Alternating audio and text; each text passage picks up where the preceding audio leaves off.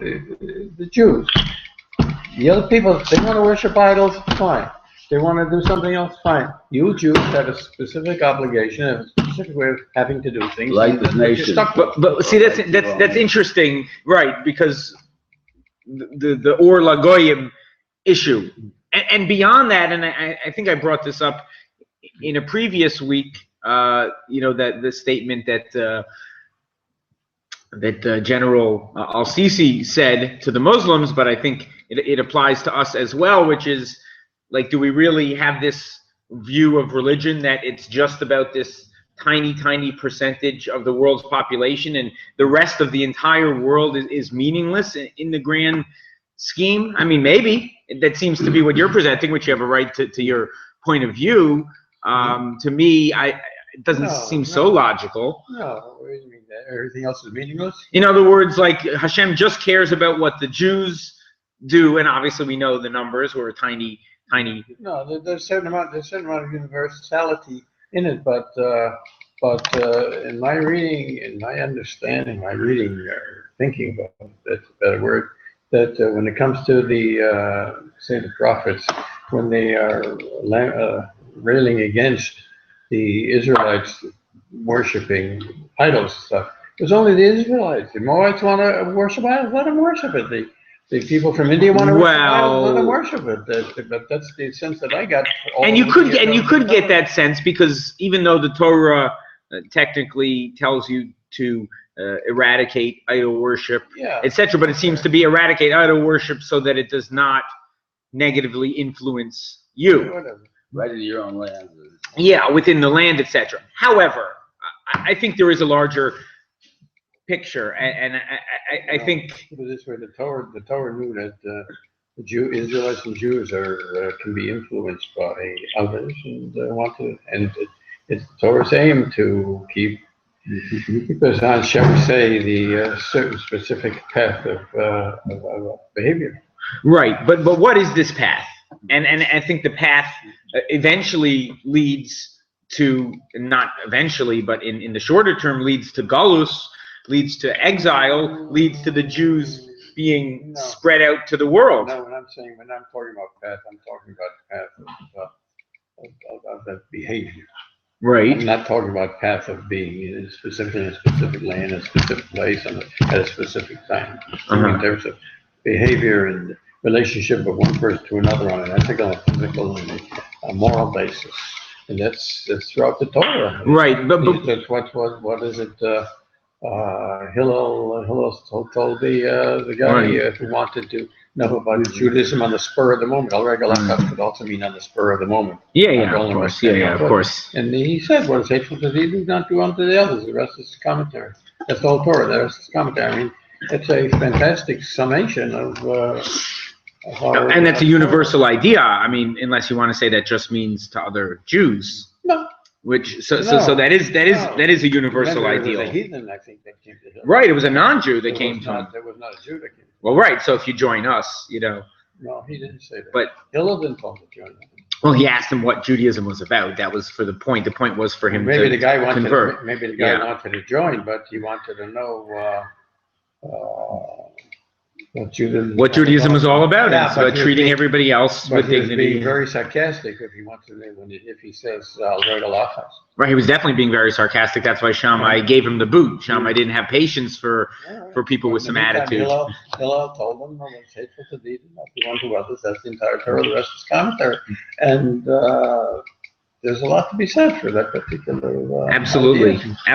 I mean, the fact that you have a lot of laws and stuff like that, a lot of it is how to get along with others.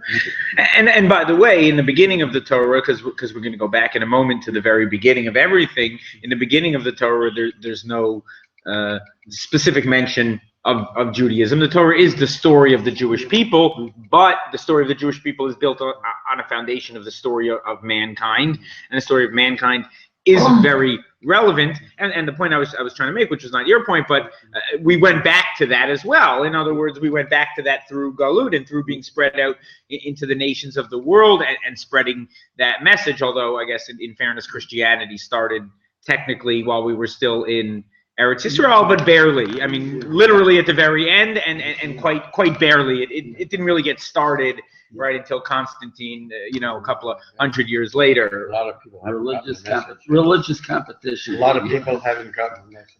Well, yes and no. Yes and no. Religious competition, but I'm not talking about religious competition. I'm talking about the item that says how to get along with each other. oh, that, yeah, absolutely. I'm not But- talking religion. Religion, you got your beliefs. Hindus have theirs, Buddhists have theirs, Christians have theirs, Jews have theirs, Zoroastrians have theirs. Election today, or are we going to continue this? Matter of fact, it's a good idea. What you have. I understand. Excellent. No, but well, okay, weiter. Okay, yeah, no, I hear. It is very important, and again, I think through the other religions, our message has spread to the world. Okay, so I want to talk about actually the entire trajectory of this week's parsha, and then actually a little bit next week's as well, because I think even though it's a sidra and parsha is there's a number of parshiot within the sidra, but the fact that they are next to each other is something that Chazal, in this particular case, notices, but it's a general thing that Chazal noticed. In other words, the Torah is not put in a random order, and especially when we're talking about, I think, all inyanim that are repeated. Now, obviously, things are repeated sometimes in Dvarim. I think it's Hirsch who explains that Dvarim basically is a discussion of the laws that are going to be Nogeya in Eretz Yisrael, right? In other words, that's the preparation, 5 weeks. The whole Sefer Dvarim is 5 weeks before they go into Eretz Yisrael, right? The last 5 weeks of Moshe Rabbeinu's life. And so that's sort of a review of those.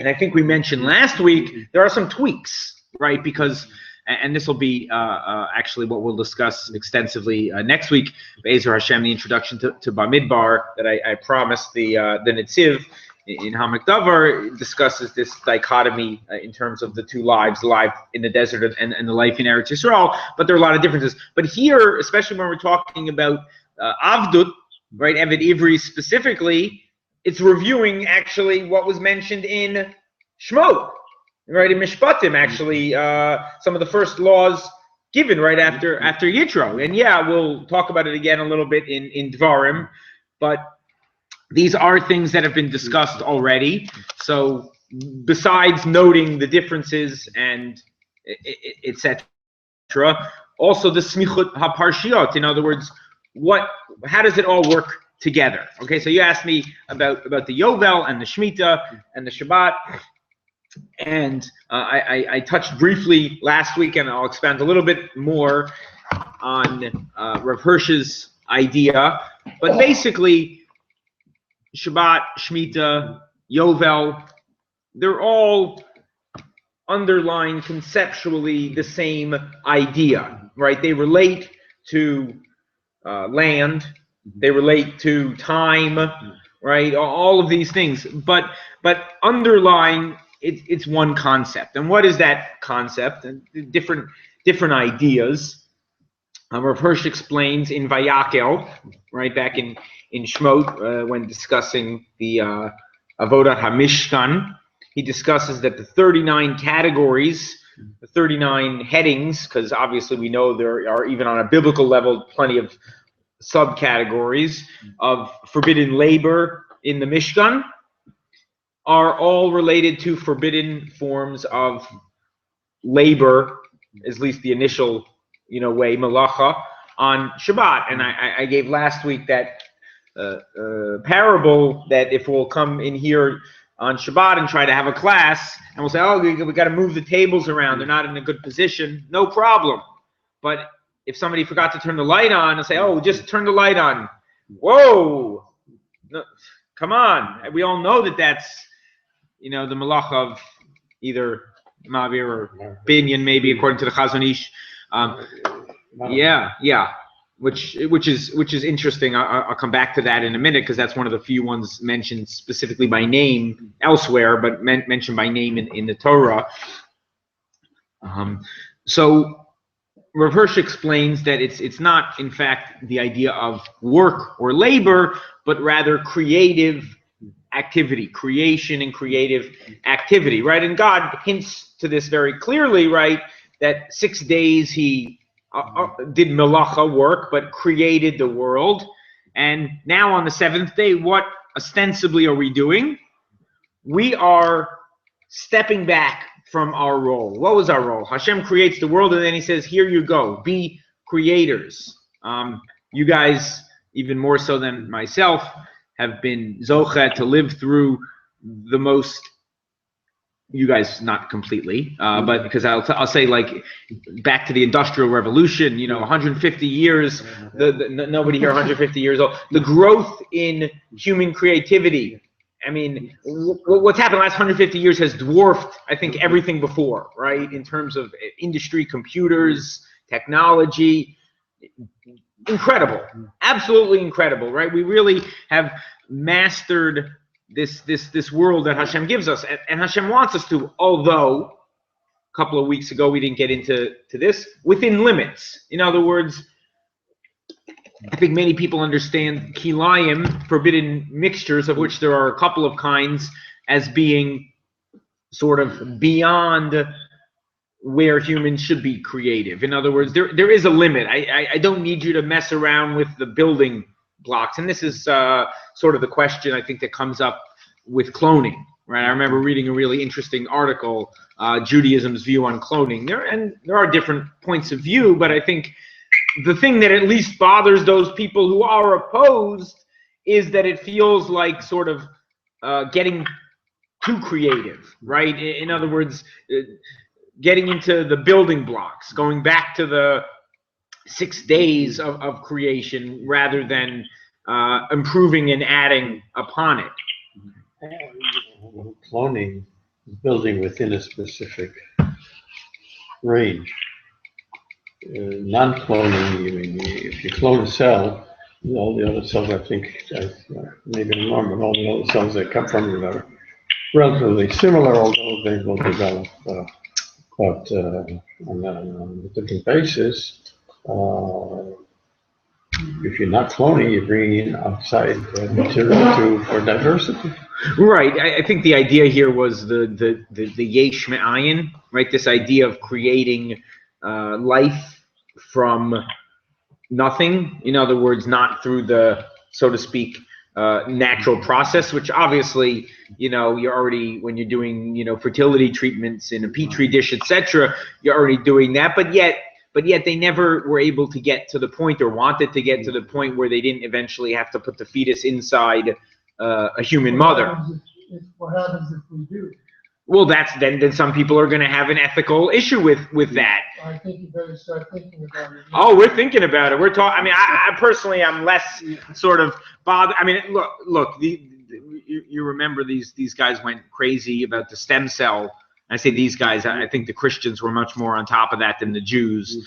But I'm not. People are entitled to their opinions in terms of that. I personally don't see how creating, these stem cells, which obviously we know have amazing medical capabilities of healing, diseases, etc. I'm not sure why that seems like such a violation to some people. But you're right. What we've done here has brought up a lot of these questions, and they're only getting more questions all the time. More and more, right? But back to what we were saying in terms of Shabbat specifically.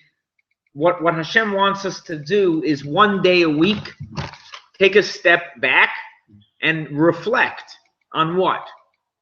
That he created the world in 6 days, that he is the real master and creator of the world, that we are really just pretending to be amazing creators, right? That none of our hard work and effort and action is going to come to fruition if it's not blessed by Hashem, right? Obviously in the agricultural society of the ancients, which is the next step in terms of Shemitah and Yovel, that was what their life was all based and formed around. I mean, I could put it in a really Jewish context, teaching Jewish history and specifically medieval Jewish history, the amount of manuscripts that were lost to us far outweighs the amount of manuscripts that we have today, although we have thankfully recovered quite a few, right? Famously, the Meiri, who we have on the entire Shas, we knew he was there because we see him quoted in all these other works, and famously we recovered those manuscripts 60, 70 years back, and that's now you'll find it next door in the library. It's pretty amazing. You know, a lot of people feel like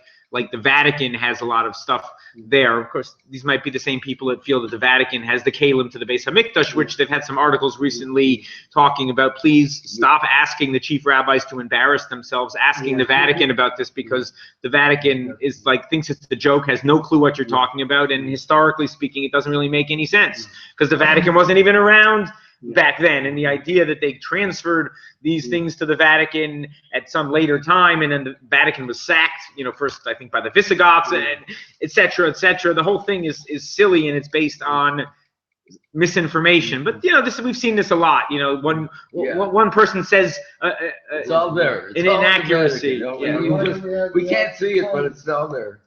Why do you have the Arch of Titus?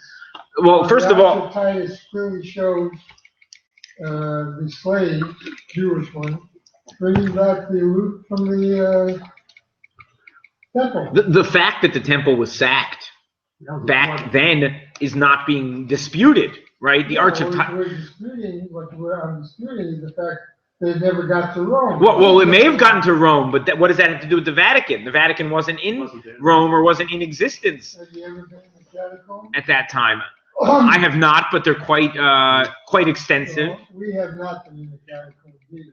Right. And when you get there, when they open up the catacombs, we may have a different. Could be, and Rabbi Blach has a lot of interesting things to say about this as well from Yeshiva University, and he has gone to the catacombs and is a frequent guest at the Vatican. And I heard him once tell a pretty interesting story about an Italian soldier, Jewish, but he was in the Italian army in World War II. This was his story. And after they did something, American soldier. I say Italian. American soldier in World War II. They liberated the Vatican, and as a reward, they showed them.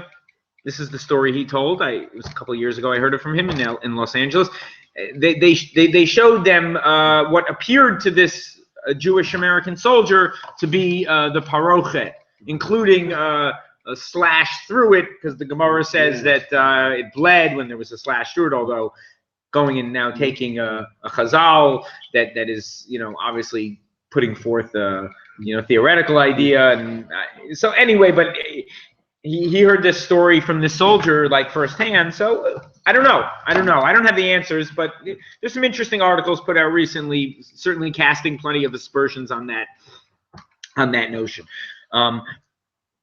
So both Shabbat and Shemitah and Yovel, and we'll discuss in all three cases, are really reinforcing the same idea that efforts in the world are really, in the end of the day, us play acting in the stage of God's world, right?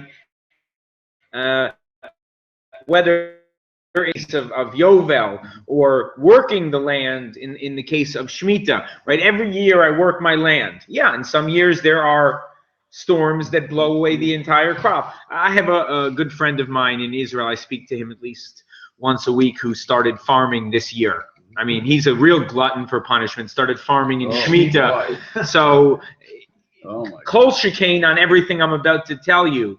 And Baruch Hashem, I think he had an amazing year, mainly because he's an intelligent person who he's a learn more from your mistakes type of person. So every failure he had, he learned what not to do next and what not to do in the future. So for example, he bought these earth boxes because they're above the ground a little bit.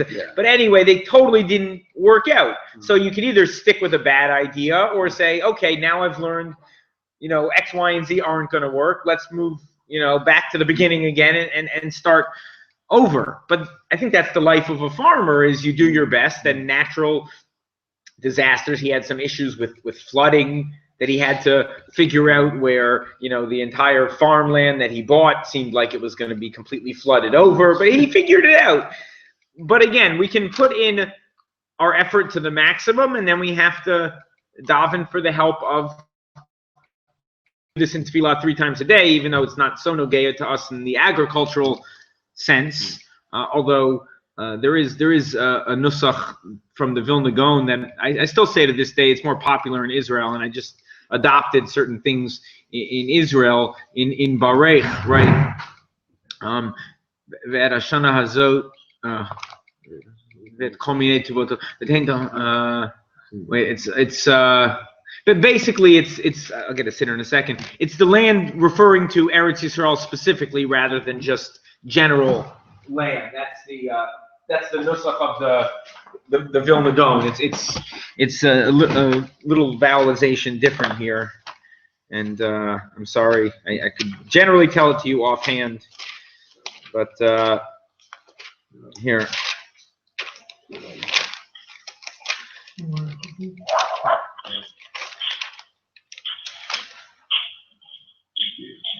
Oh, so we have here V'savenu mituvecha, and the Vilna Gaon has V'savenu mituva, right?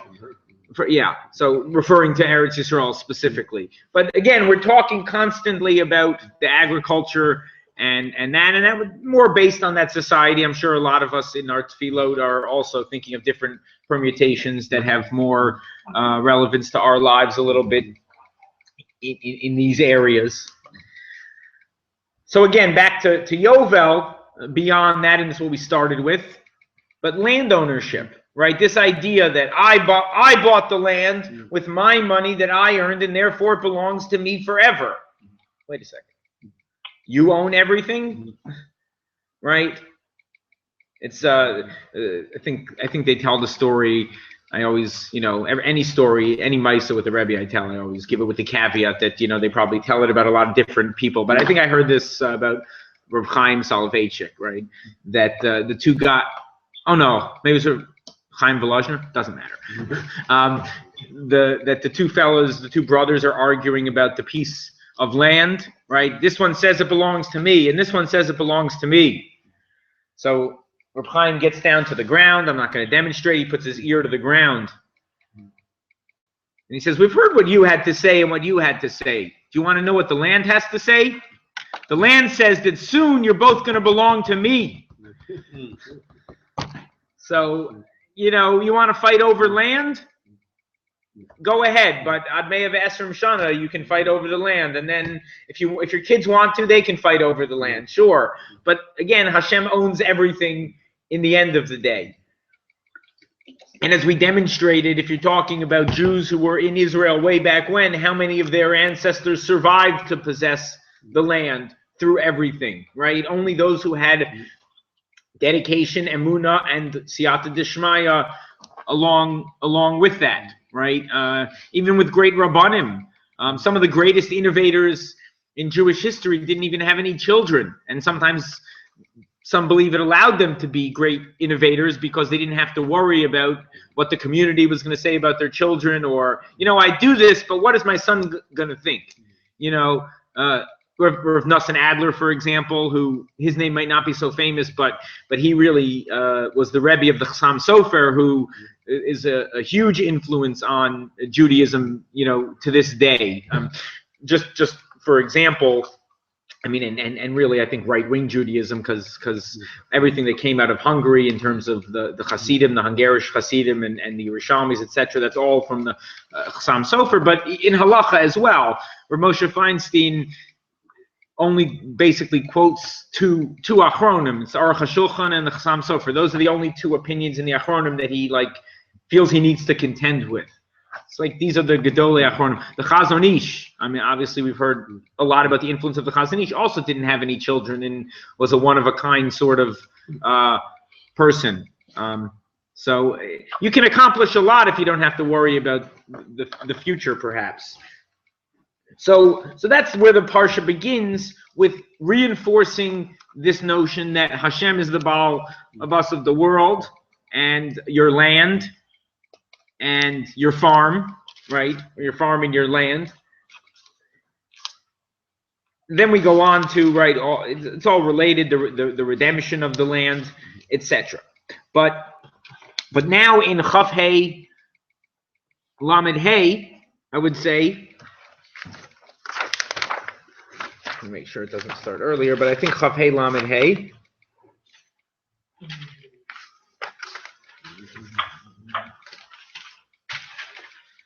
Well, yeah, we'll start there. But technically, even earlier in the redemption of the land part. But yeah, v'chiyamucha achicha umata yado imach vehechazakta boger v'tosha v'chai imach.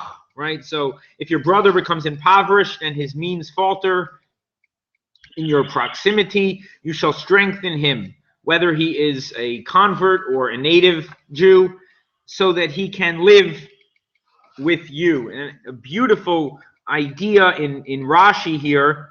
Rashi explains that don't wait till he falls down to pick him up, because once he falls down, it's going to be very, very difficult not only to get him up, but certainly to keep him up, right? If a person feels like they're broken and downtrodden, good luck trying to rebuild them. The hechazakta, strengthen him while he is still standing so that he doesn't fall down, right? The mashal he gives is very apropos. He says it's like a donkey that has a load and the load starts to falter. So one person can steady that load, right? You come over, you and the driver, you take this side, I'll hold it steady, you tighten the ropes.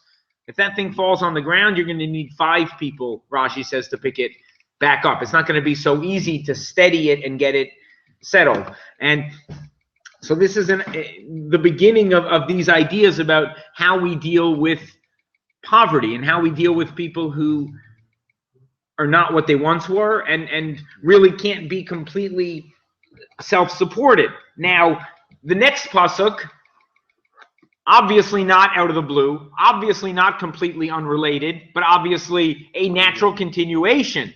Al tikach me'iton neshech v'tarbit. What is the human instinct? Oh, this guy's having a hard time. He needs some help. I'll help you out. But I got to wet my beak a little bit. I need a little bit of interest. Neshech, right? I need a little bit of help myself. You know, I'm going to help you. What is in it for me? And what's the end of that pasuk? V'yareta me'elohecha.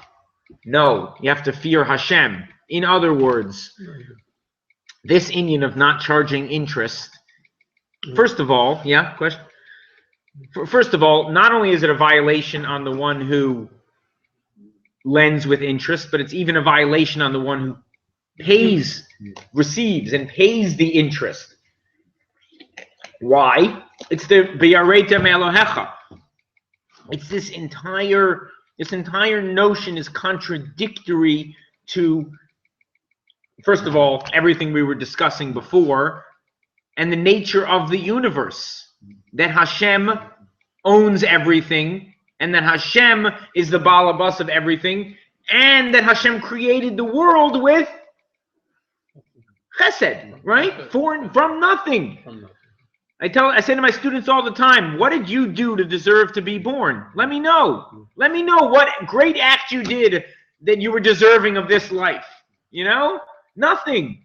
Every single person was created because Hashem is a Baal Chesed, because Hashem wants to do good bechinam, right? Chesed by definition is for nothing, bechinam. When a person says, I would never lend you money unless I get something back, and when the other person confirms that and says, look, I understand you're not going to lend me money if you don't get something back, those two people are reinforcing this idea that why would anybody ever do anything without getting something back? Why would somebody do an act of chesed, right? And as we discussed with the Isha giving birth, our entire purpose and function in this world is to emulate Hashem. The only thing we can do at the end of the day, this book can be hard to interpret. There can be a lot of different interpretations in here, and you want to follow one of them, you'll be good. And sometimes we'll do one and somebody else will do the other, and we'll both think we're... In the end of the day, though, be like Hashem. And again, the essential act of Hashem is chesed, kindness. So the most Jewish thing you can be beyond anything else in the Torah, and you perfectly brought this out before, the statement of Hillel, do unto others as you would want done unto yourself. If you were in this situation, would you want somebody else to say to you, I'll lend you, but only with interest? What do you call profit? A navi? You don't call it interest. No, profit. Profit. P-R-O-F-I-T. Profit is not interest. Profit is not interest? Okay. It's a different word. Well, you're still making a return on your money. There's a natural increase. Oh, a natural. There can be a natural increase. Look, I'm not so into business. You're not going to find me as the big defender of business, because I think most businesses do involve dishonesty and deception. I think a lot of times. What he's talking about is the sales and sells an apple that costs them a nickel. If he sells it for 7 cents, it's a profit of 2 cents. That's different than interest. Well, I'm getting it at a different price because I'm buying wholesale and he's buying retail. If you loan money, can it not? Could money be an apple? Sure, I'll lend you 100 apples, and you give me 110 apples back. Just to give me back that $100, or would you think that it would be necessary to give me back $101? Well, it depends on money, not apples. No, but it could be. It could be you lend him 100 apples and he gives you back 102. The difference there, I think, is that one guy buys it wholesale and he's buying a large enough amount that he gets a reduced price, and the other person is buying retail, so he doesn't want to buy wholesale. If he wanted to be a wholesaler, he could go get the wholesale price. Provided you wanted to buy a lot of apples. Not on apples. Huh? Money. Not on apples. Right, and by the way, we have ways. Apples is a commercial deal. You make a profit, which is not interest. Not in money. We're talking about money. That's not a commercial deal, though? Yeah, but it's a special commercial deal. Oh, okay, it's a special commercial deal. There's no question about that. So the poor man is not after the apple. He wants money because he's starving. He wants money. Who was the great defender of the poor in Israel? Which rabbi was the great defender of the poor? Hillel, right? Hillel is known as the great defender of the poor. He came from that background himself. He understood it. Hillel was also the one who set up the legislation to allow, with certain conditions, etc., to lend with interest, right? They had their iska, okay? I'm sorry, Pruzbol is to circumvent Shemitah, right? Heter iska is to lend with interest. But both of them he set up. You're right. Both of them he set up. Hillel, the defender of the poor, is setting these up, and I think we discussed we discussed the Pruzbol in the first week, but the Heter Iska as well.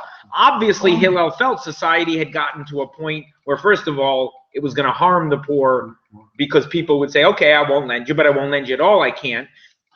But also, and I think all you have to do, especially in Chicago, is turn your head, and you'll find that to this day we still have plenty of free loan societies among the Jewish people and chesed organizations among the Jewish people. I mean, I think Chicago might outdo anywhere, perhaps, per capita. Chicago, in terms of that, we're very lucky to live in such. But by the way, don't think it's so among the people of the world. They have chesed, and they not close to on the same level. I mean, you have Bill and Melinda Gates, which we should praise them because what they're doing is this idea. But you should know that when they go around to their billionaire friends and ask them to come and contribute, the percentage of billionaire friends who say yes are overwhelmingly Jewish, and not just because Jews dominate the billionaires, but because we have. I remember as a kid reading a now defunct magazine, sports magazine, and they had a money issue, just about money. And so one article was about charity. Who gives charity? Which of these incredibly wealthy athletes, $20, $30 million a year, gives charity? And they had the top guys, and I think the top guy that year, if I'm not mistaken, was Andre Agassi, who $1 million that year, top tennis player. And he gave a lot that year because he opened his Andre Agassi school for underprivileged children. He gave $100,000. So he probably gave about 1%, about a tenth of what every Jew is allegedly obligated to give, and that was the top. That was only one time. That was one time. He may have given more. He may have, but again, of everybody in there, you would be like, huh? What's going on here? Most of them giving nothing, unless you consider donating to the car dealership a donation. The concept is just not there in the same way. It doesn't exist there. The Torah has reinforced this idea. So again, I think even though we have circumvented certain aspects of that law, I think the testimony is in who circumvented it, Hillel, who is the protector of the poor, and in how he circumvented it. He circumvented in a way where there's still plenty of the core idea. And the core idea is a belief that Hashem runs the world, right? The belief against that I am my own balabas. But obviously, we're still going to find plenty of the negative in the world. That's called human nature. And even in the Jewish world, I'm sure we'll find greed, etc. I mean, I lived in Los Angeles before here, and we have this guy in Los Angeles, one of the wealthiest Jews in the United States, Guy Rechnitz, and he is always looking for where can I help and where can I give my money. And sometimes you might say, oh, you're giving $20,000 to every shadchan who makes a shidduch. You think that's the... I have a bigger problem. It's not for us to decide.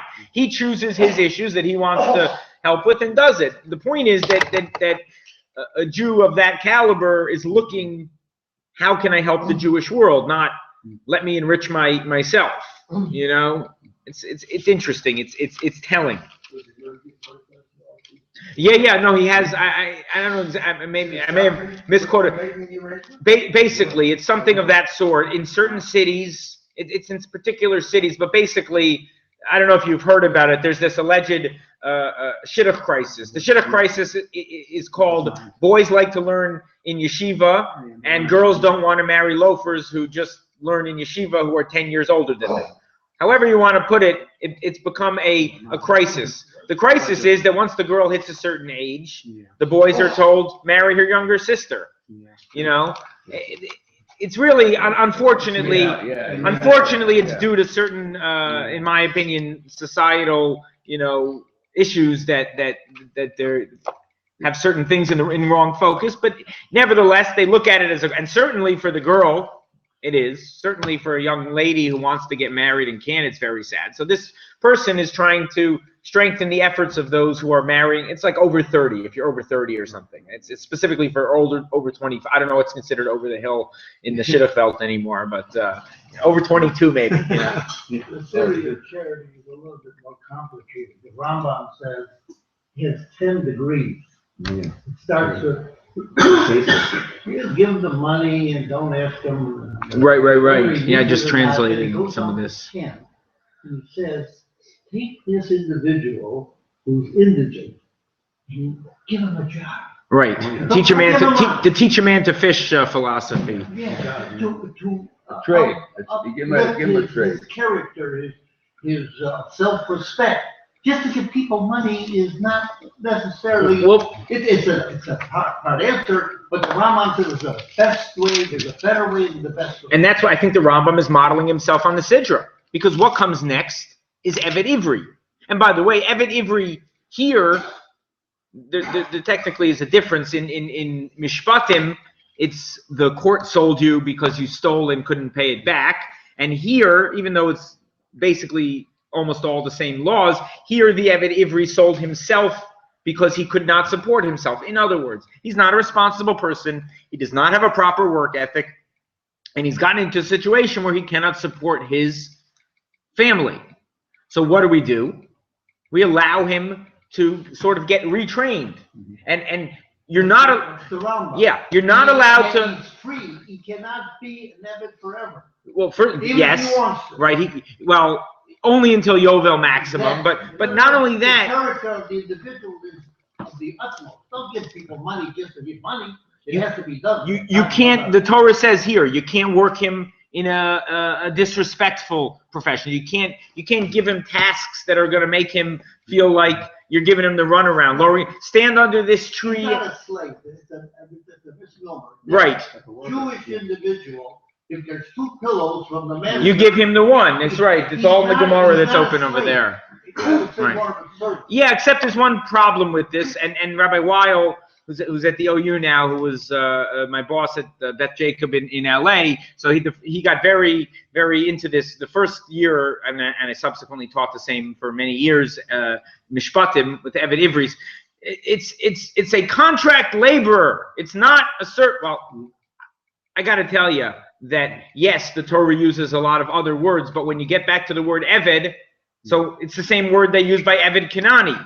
And we're not going to have a chance to get into it this week, but this is a problem in terms, this is those moral issues we were talking about last week. Don't ever treat a person like property, and don't ever treat a person without dignity, unless they're a Gentile, and then go right ahead, apparently.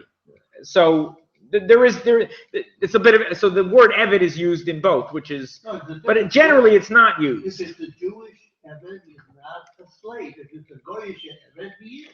He's property. And I agree. What could be worse than say this person is property? No, and I agree. Do whatever you want with property. He's definitely not property because he's not owned forever, and you can't do whatever you want with him. And you have to. That's the image. This Gemara in Kedushin that I was just reading, right? Eved Ivri, Kona Eved Ivri, Kona Rabo La'atzmo. If you purchase an Eved Ivri, you really purchase the master for yourself because you have to put his needs before your own needs. And the point I was getting to was that hopefully, in the end of the day, whether it's after 2 years or 6 years or 15 years, if the guy, hopefully he's going to come out with job skills and the ability to support himself, right? Hopefully you taught him how to be a responsible person and how to work in a responsible trade in a responsible field. You didn't just give him tasks to keep him busy and to waste his time. And by the way, it's the same thing in one of the parshiot that seems the most cruel, right after Eved Ivri and Mishpatim, we talk about Amma. You're selling your daughter between the age of 6 and 12 as a servant. Well, you're not really selling her as a servant. What you're actually trying to do is make sure that she doesn't end up as a new shidduch crisis. Because you're poor, you're not going to be able to marry her off in a world that relies on dowries. So what you're actually supposed to do, and the Torah is actually quite forceful with the language over there, the number one thing you should do is yiyud. The number one thing you should do is designate her to marry either the master or his son.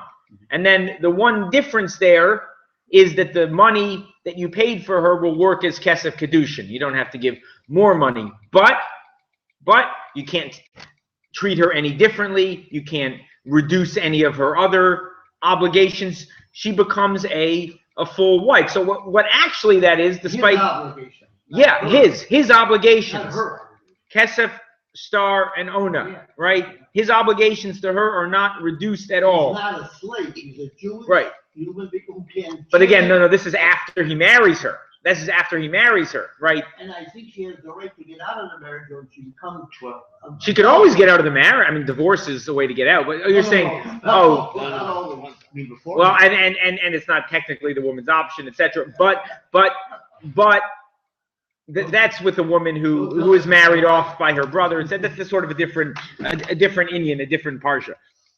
But the point is that is a chesed Indian as well, as much as it might on the surface seem a little bit differently, and certainly it's not built on our societal norms of 6-year-olds working and girls getting married at 12. But it wasn't that long ago that our societies did have that. You know, I always ask my students, and I taught in LA about 50% Persian students. So with them, it was my mother or my grandmother, you know, got married at 11 or 12, and not my mother, usually my grandmother.